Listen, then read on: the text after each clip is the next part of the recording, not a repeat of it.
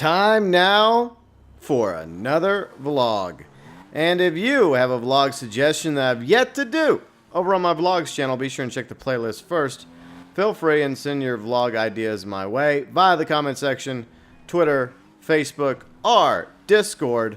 All the links to the Go Burns Nation below in the description section. And if it's a vlog suggestion that you would like to remain anonymous posting, I understand there's some topics out there. Yeah, as you well know. Feel free and send those via DM on Twitter, Facebook, and Discord. Just let me know. You don't have to tell me why. Just let me know that you want that suggestion, that topic, to be anonymous. I completely understand. Alright, so let us vlog about solutions. Now, I don't claim to have all the solutions in the world. I definitely don't. But I've been around for a little while and I've been pondering ideas, thoughts regarding some of the problems that the world faces. And in my opinion, if I was the sovereign of the world, some solutions I'd like to put out there. By the way, if you don't have a vlog suggestion, you're more than welcome to chime in with solutions you have in order to make the world overall a better place. Now, let's first go over some of the problems that are out there, including war, violence. Those are kind of at the top of the list, along with oppression to various degrees, depending on which country we're talking about.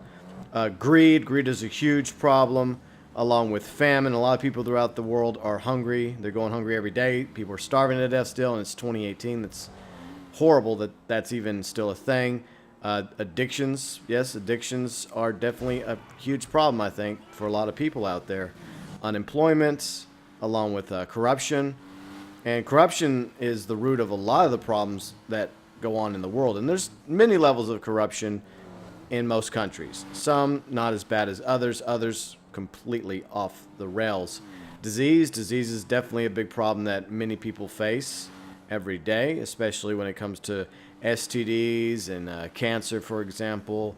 The environment is a big issue. It's a hotly debated one, which we will obviously go into in a moment. Debt, because there's a lot of debt in the world. A lot of people are in debt right now, and a lot of countries are in debt, including my country, the U.S., and the energy issue. That's definitely several problems, maybe not all the problems. Of course, inequality is another issue.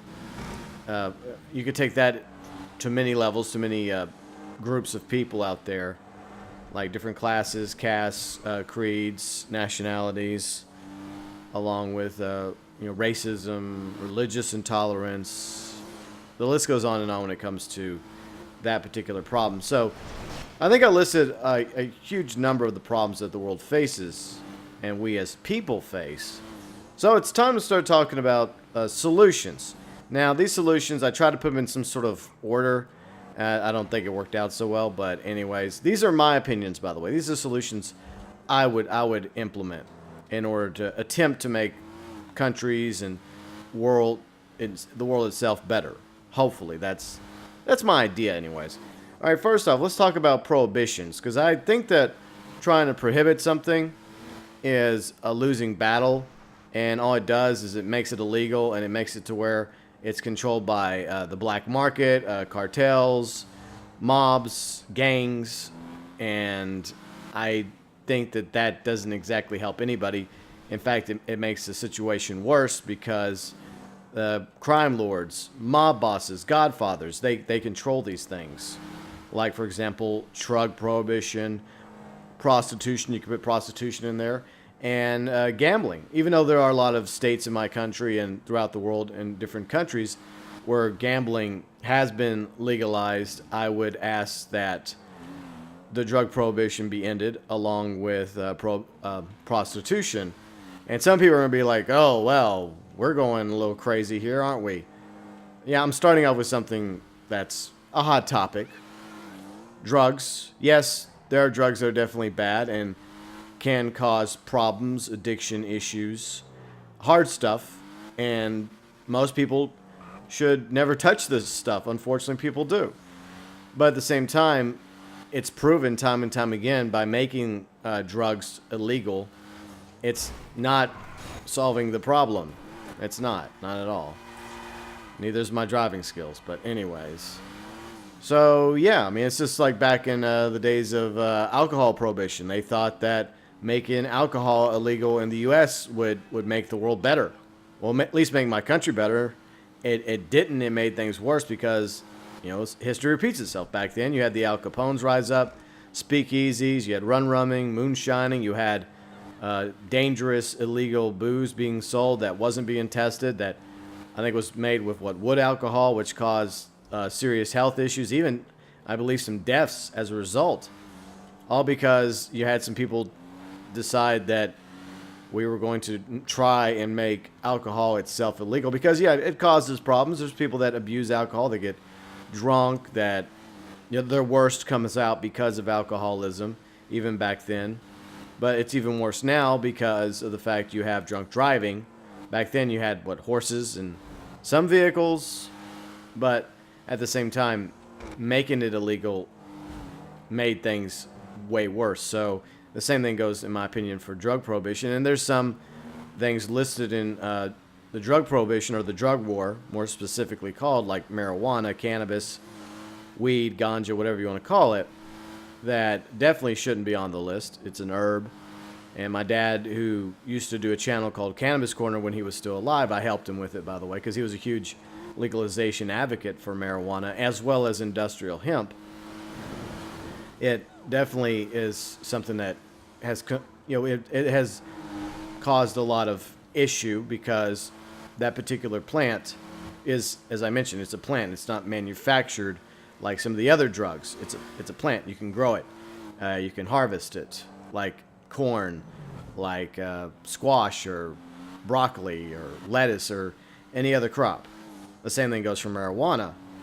And it does help people with depression. It does help people with, battling cancer if they're going through chemotherapy or they have like some issues that nothing else is helping them with. Like they've tried all sorts of over-the-counter drugs or prescription drugs, and a lot of times it's been proven that a lot of the issues that people have, and I'm not a doctor, I don't have a list of things that have made people turn to marijuana as a source of helping medicate themselves, and it's actually improved their situation. And not only that, it also has improved a lot of kids that have like seizures, for example.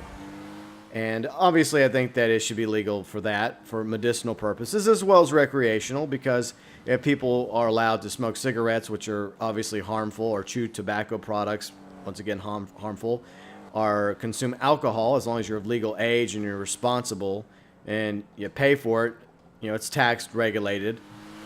The same thing should apply to marijuana as well as drugs. And instead of punishing people that are caught with drugs, using drugs, by arresting them and putting them in prison only for them to basically become career criminals, even if they had never committed a crime before. They just had the unfortunate luck of being pulled over. They happened to have something on them that was illegal, and as a result, they're going to jail. They weren't drug dealers, they were drug users. And I think the solution to this problem isn't jail. It should be help. These people, obviously, that have an addiction, that have a problem, they don't need jail. They don't need to be put behind bars for that, because the only person that they're harming is themselves by consuming certain drugs. Just like people hurt themselves by smoking cigarettes or cigars or chewing tobacco. They're not being put behind bars for that because they were caught with a pack of cigarettes or some chew. Now, if someone has a problem, then they go get help for it. They go to rehab. They talk to a counselor. They come up with some sort of alternative solutions. Like, for example, with cigarettes, there's gum, there's the patch, and even vaping, even though I wonder if vaping might eventually cause its own health issues. But that's just the thing. I think we're going about it the wrong way when it comes to dealing with drug problems. And the truth is, there's people out there that like doing drugs. And maybe they're not like junkies. Maybe every now and then they do a little bit here and a little bit there. Just like some person every now and then has a drink here or there. And that's another reason why it should be legalized, taxed, and regulated, for people to be able to go to, like, similar to a liquor store, and be able to show ID and pay for that particular thing. There should be laws, obviously, similar to no drinking and driving. I mean, the same thing goes when you're under the influence of drugs. I think people should be allowed to do it. Same thing goes to prostitution. It's one of the oldest fields of professionalism in the world, as they call it. I think I botched that completely. But unfortunately, people have been selling their bodies for pleasure for a very long time. You can go all the way back to ancient times, ancient Greece, ancient Egypt, ancient Rome, and beyond. And the whole notion of trying to make that illegal is also ridiculous because it's your body. Whether you're a female prostitute or a male prostitute, you should have a right, if you so choose, to partake in sex with somebody for money. If that's how you wish to make a living, if it's something you enjoy doing, then you shouldn't have to run the risk of catching an STD or being harmed or killed or being in an unsafe environment under, say, a pimp, for example. And that's another reason why I think that prostitution should be legalized, taxed, and regulated. That way you can bring back brothels. You could have some sort of system in place for not only the employees of a brothel, benefits, insurance, all that stuff. You also have like regular testing to make sure that they don't contract anything. The same thing would apply for clients as well. They would have to be members of brothels, all of it confidential, and they would have to conduct blood testing as well to make sure they're clean. So I think by making prostitution legal, taxed and regulated, ending the prohibition on that, it definitely would improve both, because the reality is having drug prohibition and alcohol prohibition didn't work. The same thing goes with prostitution. I know it's something that people don't like to talk about. It's shady, and some people are like, ugh, I can't believe we're talking about this. But that's the problem. People don't talk about it. And we need solutions for both of those problems in order to have some sort of positive result. Next, I want to talk about career politicians and politicians in general. Now I'm going to get a little political here. Hopefully this vlog doesn't go on too long. I do apologize if it does, and hopefully you guys are enjoying it so far. I have a serious issue with politicians. For one thing, I used to be very political, and I haven't entertained over the past few months of getting political again. I don't know if I'll end up doing it. I may. I don't know if I'm ever join a political party. That's another problem we'll get into in a moment. But career politicians, I feel like they need to go. I always felt like being an elected official or an elected leader was a public service to your country. And you have so many in my government that have been in Congress for too long, 20, 30, 40 plus years. I don't think it was ever meant to be that, even though unfortunately this is nothing new. There's been career politicians throughout the ages. We can go back to all the other previous ancient civilizations we just mentioned a moment ago. I don't think we have to, but solutions here would be, I think, for one thing, term limits. I definitely am in favor of term limits, especially in my country, because like I mentioned, we've had people that have been in government too long, and they always say, well, if you want to term limit me, you just vote me out of office. The problem is, unless an incumbent does something really bad, it's very difficult to vote somebody out of office unless their party is just completely hated at a certain point, right? So this party is hated, and usually that does cause a backlash from the people. The people will vote out a ton of politicians that happen to be in that party. It's not always the case. Still, most of the time, incumbents end up surviving those drastic changes from one party to the next when it comes to Congress, from this Congress to the next Congress. But term limits would do away with that, forcing somebody to only be able to spend maybe only a few years in Congress as opposed to the rest of their life. And once they're done serving in Congress, then they have to go back to a real job doing whatever they did before, whether they were a lawyer, a doctor, a contractor, whatever they happen to be. So once again, I think that career politicians should be term limited, and we got to find ways to do away with that, at least curtail it. And the other problem is we don't vote for people, we vote for parties. And I see this all the time. This is one of the things that have made me frustrated with politics in general, is you do have good people running for office in different parties. you have good Democrats running, you have good Republicans running in my country, you have good third-party candidates running. And that's cool. It's awesome whenever one of them actually gets elected. It does happen sometimes. Most of the time, unfortunately, it doesn't. But the problem is, it doesn't matter if a candidate's good or bad, because a majority of voters, unfortunately, don't take the time to look over all the people running for these positions, whether it's local government, state government, federal government. They just go in and they vote all Republican, or they vote all Democrat, or they vote all Labor, or they vote all whatever party happens to exist in your country. I'm obviously focusing on the U.S. because that's what I'm most familiar with, even though I do know a little bit about the parties in the United Kingdom and other countries. I'm just going to stick with the U.S., and those of you in other countries, you probably will get an idea. And just do the comparison with your political parties and your Congresses, your parliaments, etc.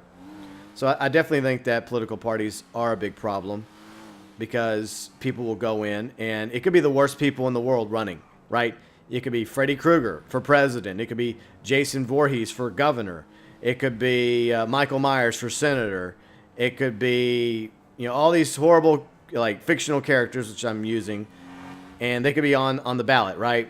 And their track record. That they're psychopaths and killers and all that. But because they have a certain letter by their name, because they belong to a certain party, you'll vote for them, because they happen to be in your party.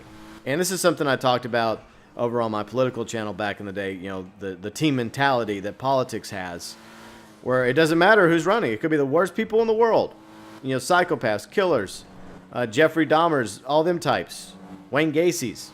As long as they're in your party, you'll vote for them, because you don't bother to take the time to look at the people running. You just vote for the party. So I think people need to start focusing on the people over parties. I think that's one of the solutions to improving that situation. But unfortunately, political parties do improve somebody's chances of getting elected, so that's part of the problem.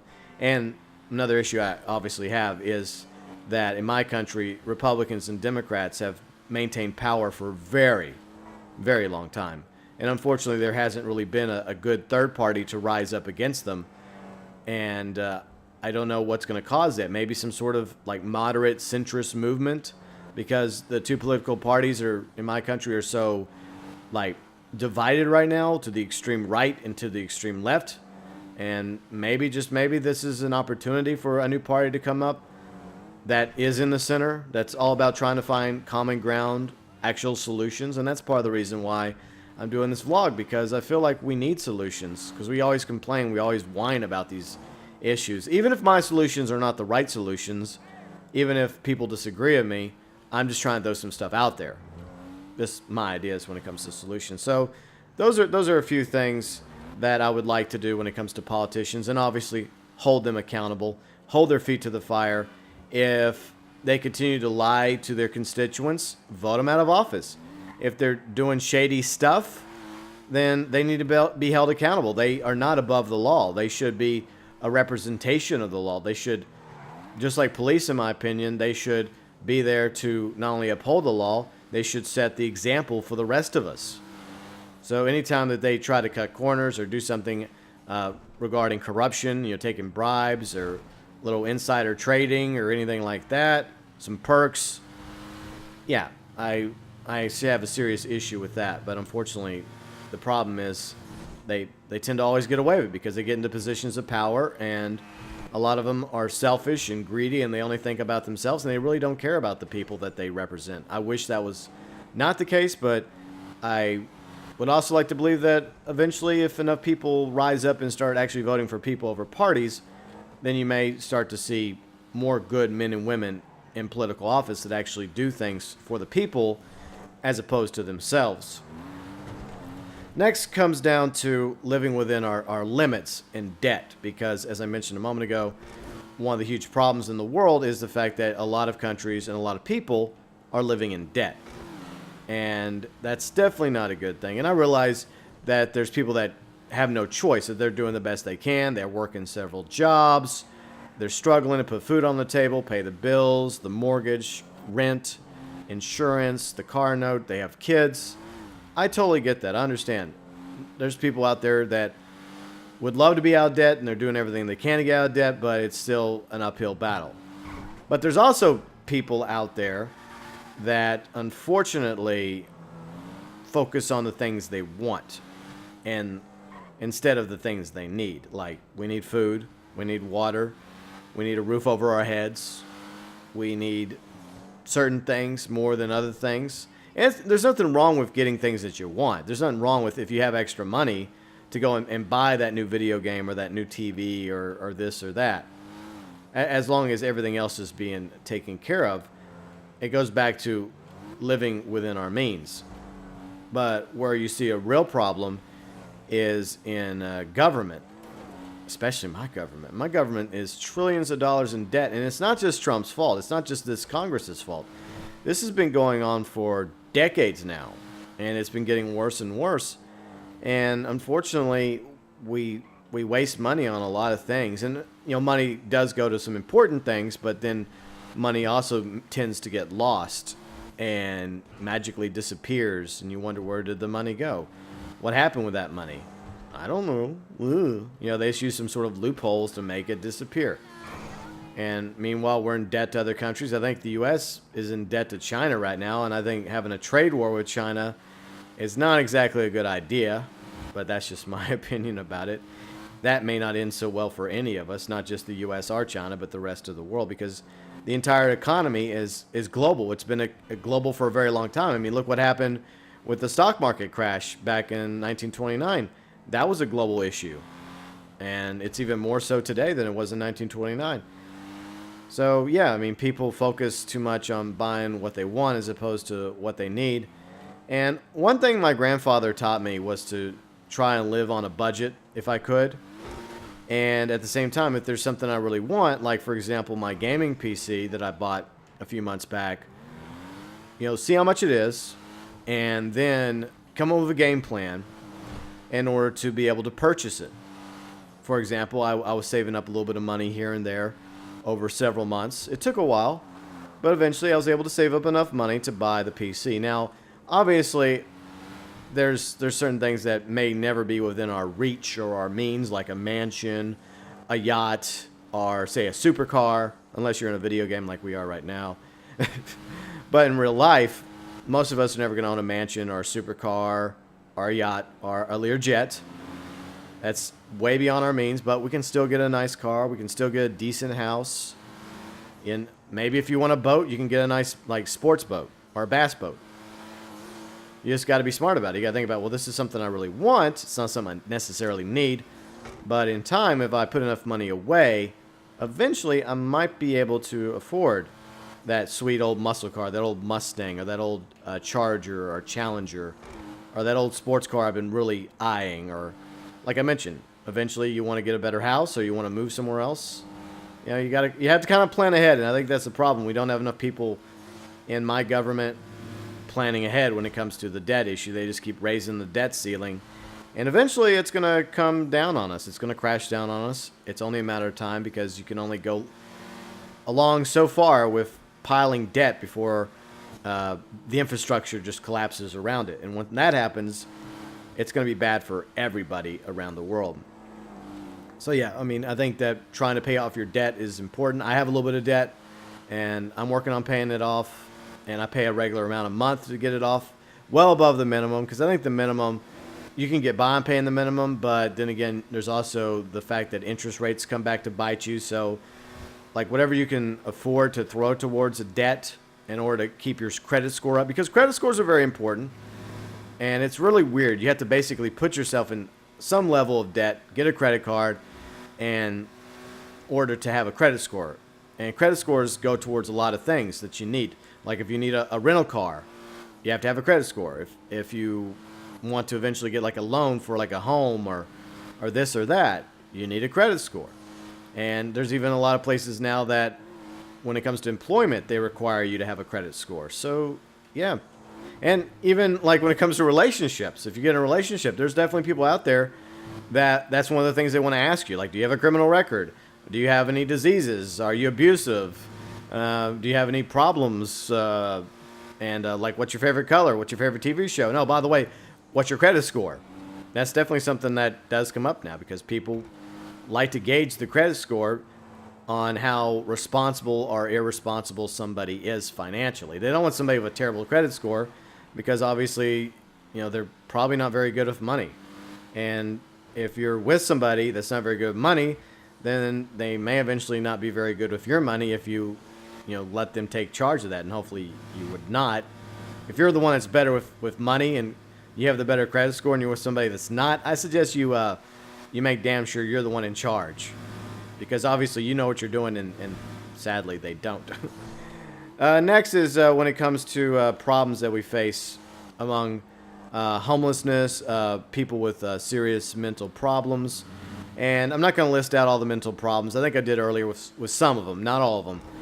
But it does feel like we focus more on throwing people in prison, whether it's drug use or prostitution, or even people that have serious mental issues, instead of putting them in mental institutions. Now, I realize there's still mental institutions out there, not as many as there used to be. And look, I don't want us to go back to the old sanitariums or asylums where they did some pretty horrific things to their patients, like electroshock therapy and all that other stuff, or lobotomies.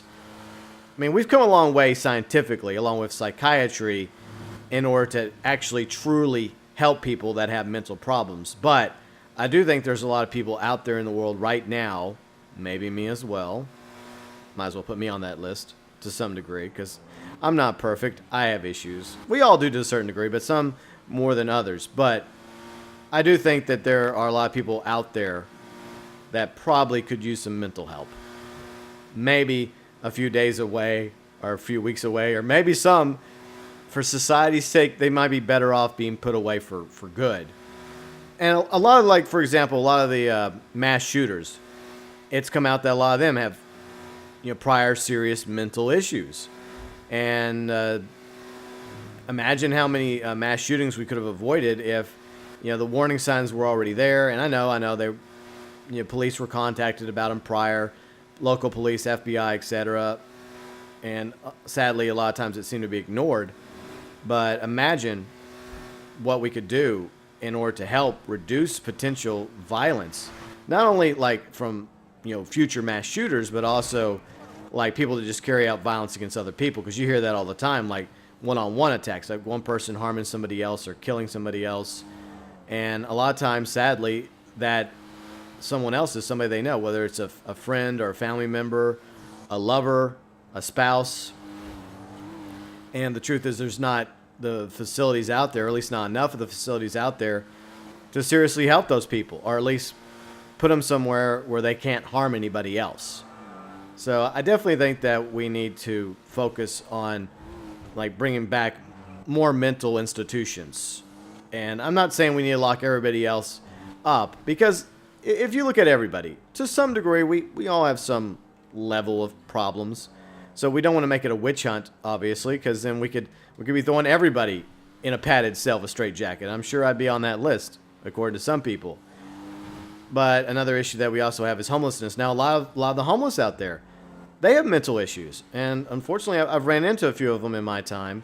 And they're talking to walls, they're doing sorts of weird things, they're yelling at random people. Now, I don't know if they're doing it because they just want attention. I would like to believe that most of them actually do have serious mental problems, and they don't need to be on the streets in America or other countries without any help. Living under bridges, and we're even making it difficult for them to even live under bridges or tent cities, because people just, they try to push them down the road to somewhere else, let them be someone else's problem, and that's not a solution at all. And a lot of them, they need to be put in facilities. They need help. They need to be put somewhere where they can, if they are beyond being put back in with society, then they're safer, and we're all safer as a whole if they are behind walls of a mental facility. So definitely a lot of the homelessness does stem from mental problems. And there are also those that don't have mental problems, that have had some bad luck or addiction issues, and once again that ties into rehab, helping them get off whatever they're addicted to, whether it's drugs or alcohol or something else entirely. Gambling is also a problem. But when it comes to the homelessness issue, a lot of it is unemployment, and I don't know how to stem job growth. I mean, Trump claims he's doing it. I don't know if that's entirely true, but definitely I believe that jobs can help reduce homelessness. It can also reduce crime because not everybody's born to be a supervillain. Not everyone believes that they're going to be the next Joker or Two-Face or any other criminal. They're not going to. They don't walk around saying, "I want to be Penguin. I want to be like Oswald Cobblepot, or I want to be like the Godfather. I want to be like Scarface." I mean, there are some people that do that fantasize about that, unfortunately, and I mean that's why we need mental institutions or more of them for those kind of people. But most people are just trying to make a living. They're just trying to survive. They're just trying to put food on the table and improve their situation.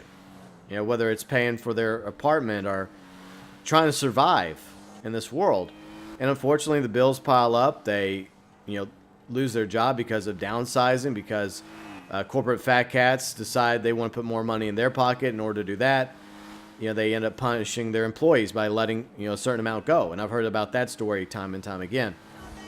And so a lot of people end up on the streets because of that particular issue. And I think that that's what we need. We need like shelters. We need halfway homes in order to help get a lot of the homeless people that are simply unemployed that just lost their job back on their feet, and hopefully get them back into a new job. So yeah, if we had more jobs in the world, if we had more employment opportunities, that would definitely go a long ways towards less people unemployed, less crime as well.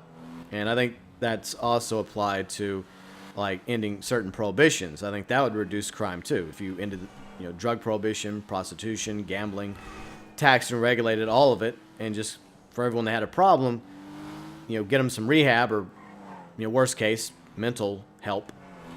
That would definitely reduce crime levels and violence overall. And ending monopolies, along with holding, corporations, the corporate suits, executives, banks, big business accountable. That's definitely another solution. I know that's very difficult because the problem is corporations, banks, big pharma, military-industrial complex, the prison-industrial complex, all these big entities out there. One way they survive and they keep from being, shattered into pieces by, say, a future Teddy Roosevelt is because they put money in the pockets of politicians. They help with their elections. And whenever they help a politician with their election by contributing to them financially, then the elected official feels obligated to some degree protect those interests.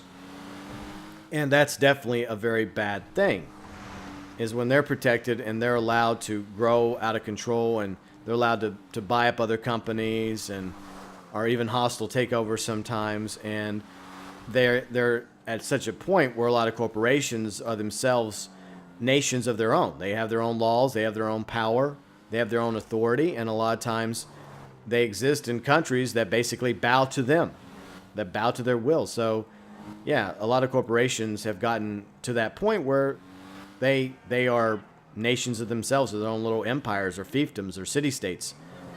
And they definitely need to be reined in, along with the corporate suits that sit on top of the ivory towers, making, 7, 8, 9 figures a year at the expense of everyone else beneath them. And that's one thing that breaks my heart, as I've seen it time and time again, as I mentioned a moment ago, where you have a story in the newspaper, like several hundred people or several thousand people let go. And you do a little bit more research, and you find out that the person or the persons at top, they haven't been let go. And in fact, they're getting raises, they're getting bonuses, they're getting that golden parachute. And it just really makes you wonder, well, what exactly is it that they do that merits that raise or that promotion, while everyone else beneath them suffer and lose their job, and they're not even making remotely as much as the guy at the top is, or the girl at the top. So yeah, I definitely think that monopolies have always been a problem. And that's something that Teddy Roosevelt attempted to deal with, but it's always going to be an issue. I don't know what the solution is, but we definitely need to get to the point where governments start holding corporations in check. But the way the world is right now, I just don't know. I really don't know. The environment is also a big problem, and I don't want to get into the whole debate of global warming or climate change, and that's something I still think about. I still look at the information on both sides, and I think that's another issue is that people don't listen to each other. They don't bother to have a dialogue because this side thinks they're right and they think that side is wrong, and all sides are guilty of that instead of actually coming together and having a reasonable discussion about it. They want to demonize each other, like we're right, they're wrong, when maybe the truth is somewhere in the middle when it comes to the environment. But there are some physical things that we see that we could resolve, we could fix with issues. Now, alternative energy, I think that we need to focus on alternative energy. And unfortunately, the problem with that is so many vehicles out there depend on gasoline or diesel. And I think that it's I guess, a long-term goal where you slowly phase towards an alternative fuel source like natural gas, for example. Not fracking. Fracking's not good, but there is better ways of getting to natural gas than fracking. Fracking definitely causes problems. But you see a lot of vehicles, like in my town, for example, the city transport, the buses, they either run on electricity or they run on natural gas. I think UPS is doing the same thing with their vans, their big trucks. They're running on natural gas or electricity as well. And I think that there's some positive things that companies are doing. There's also some negative things, so none are completely good or evil. But you definitely can make some positive change at a personal level and at a government level and a corporate level as well. But so we definitely need solutions like natural gas, along with let's see, another thing is industrial hemp. Another reason why my dad wanted industrial hemp legalized across the board is because it can make a variety of products like clothing, building material. It's also an edible food source, and you can also make a form of fuel, an alternative fuel out of hemp as well. So hemp's definitely on the list of options, along with solar, wind, the ones we already know about. And I do believe that there's like a element.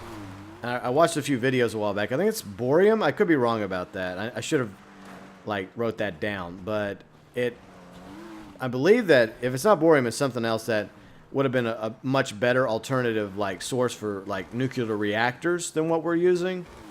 And the problem was there was some issue with it, but there's plenty of it, unlike plutonium, where there's not as many. But I think it was boreum, I believe. But that would be a good alternative. It's cleaner. I think it's much better if we are going to have nuclear power, for example, with nuclear reactors. I'm not talking about nuclear bombs because that's not good at all. But we can use nuclear energy.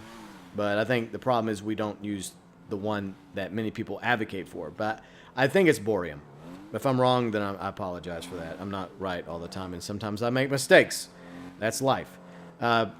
Another thing I would say is basically recycling, and that's something we can all do, and that's something I do. In fact, every 2 weeks I put out a bin of recycled goods, and I try to throw away as little stuff as possible. I mean, I do end up having a bag of stuff to throw away every week, but fortunately there is recycling in my town, and I'm very mindful about what is and what is not recyclable. My only complaint is there was a time in my town where it was picked up weekly, the recycling, along with the trash, but because of certain issues and contracts, we only get recycling every other week. But still, I'm able to manage to make it work. So it's a personal level. It's about recycling. It's about taking care of yourself and the environment in your own way. And sadly, I see this happen all the time. I don't know why people do it. Maybe they're careless. Maybe they're just pieces of shit. Like somebody in front of me driving down the road with their window down, smoking. Okay, smoking's bad for you. And I do believe that if you want to kill your lungs, if you want to eventually die of lung cancer, fine. There are solutions to getting over that addiction. But one thing that really pisses me off is you don't have the decency when you're done of it just to put it in your ashtray and then dump it into a garbage bag when you're done. What do? You flick it out the window. Yay, thanks. That's part of the problem. That's not part of the solution at all. And then the other day, I was getting a smoothie, right? and some guy was pulling up in the parking lot going to another store.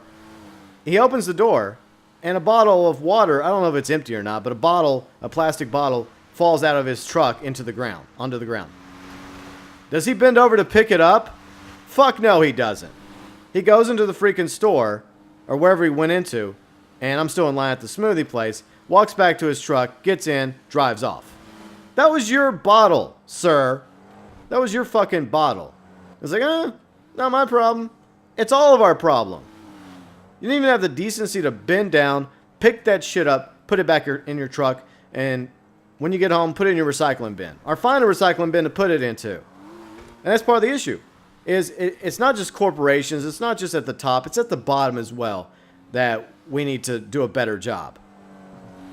It's just ridiculous that you see that.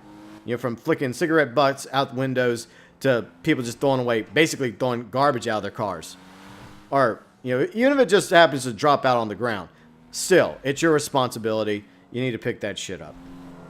So yeah, cleaning up, I think, reducing litter, and if we all took part in that, and if there was a global effort to decrease litter and improve, like, recycling, that would definitely be a big boon, a positive change. And I think there's a lot of European countries that are doing a good job. I've seen videos on that, where, you know, we just need more people to be conscious about that, you know, trying to make some sort of difference in order to be a little bit more responsible and come up with solutions. If we each do our part, then eventually it causes a ripple effect and you see positive changes in that regard. And the other issue is, let me look real quick on my notes without crashing. Let's see, where were we? All right, so another issue is, like, back to litter, the problem in the oceans, right? You see, like, various, like, islands of like plastic and debris floating in the Pacific Ocean, for example.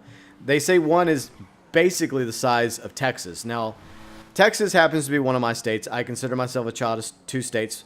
Both sides of my family from Louisiana. I was born and raised in Texas, so that's why I consider myself a child of two states. Texas is huge. It is basically the size. You could probably fit most of Europe in Texas. And, like, one of those patches out in the Pacific Ocean, even though the ocean is way bigger than Texas, that's still big. And that's still potentially dangerous to sea life. And that's our responsibility, just like the guy that didn't pick up that plastic bottle that fell on the ground. And who knows where that ended up. Hopefully somebody came along and picked it up, did the right thing. Or that person that flicked out the cigarette. That big mass of debris, or several masses, because I think, unfortunately, there's more than one out there, are the crap that washes up on islands that ended up causing serious problems to, like, birds and turtles and stuff. That's our responsibility. That's our mess. We have to clean that shit up. We need to clean that stuff up. So I don't know what the solution is to that, but I guess that you could say that's a job opportunity right there. A job opportunity to, I guess, governments to pay people, and I guess this would have to be like a global effort to go out there with ships and clean that mess up. Or come on, I'm sure there's people coming up with solutions to that. Hopefully there are. But we definitely need to do something about that debris. And I realize a lot of it is from natural disasters like hurricanes or earthquakes or tsunamis, and, you know, destruction of cities or villages, you know, causes debris to just naturally wash out into the ocean. I get that. But a lot of stuff that float to the bottom of the ocean, I mean, eventually, like ships that we end up scuttling, or ships that have been lost in wars, or hitting an iceberg, for example, they do eventually get broken down and they become, you know, it's a natural thing that happens to them. And a lot of, like, new corals, you know, like coral reefs have been made because of doing that to older ships, whether it's like aircraft carriers or cruise ships that have been decommissioned. That's a cool thing. That's a solution, but that stuff is floating to the bottom of the ocean. It's not floating around the top of the ocean, still causing problems for sea life. And that's definitely something that we need a solution to, because it's only going to continue to get worse if we ignore the problem. And I think that's a huge thing that happens, is we ignore these problems instead of coming up with solutions and actually doing something about it. And now I'm going to move on to space. Yes, I know this vlog is going on for a while, and those of you still listening. I appreciate it. There's a lot I'm just trying to get off my plate, okay? Space. I feel like we need something to focus on. Not only cleaning up the environment, not only trying to find solutions to all these issues, but I think a big thing that would help us in a lot of ways is a new pilgrimage, I guess, a new thing to focus on. Like instead of like what our ancestors did was, go across the ocean or across land masses, something new for us, a new challenge for humanity. And what greater challenge than the final frontier? And I mean, even though I'm not really a fan of 2001: A Space Odyssey, for some reason I've never liked that film, I do like the idea where we are getting out there, where we have space stations, where we're colonizing the moon and Mars and etc. I think we need to seriously start doing that. I think we're beyond that point where I think we have the technology. I think we've had it for a while. I mean, we allegedly landed people on the moon in the late 60s and the early 70s. We've had a few space stations orbiting Earth over the years. I think the problem is, once again, people not making up their mind about, okay, this is something we need to do as a civilization. And I think we need to do it. Instead of focusing on trying to wage war against each other and having a new arms race or Trump's Space Force, what if the Space Force was not what Trump wants it to be? What if it was like the Federation, right? Like Starfleet, where it was about exploring and about seeking out new life and new civilizations. What if it was about that? What if the focus of a Space Force was to build like space stations on the moon, and then from the moon, stations on Mars, or find a way to terraform Mars? That may not be doable right now of our technology. Maybe it never will be. But at the same time, I do think that we need to get out there into space. I really do, because that would be something for us to focus on.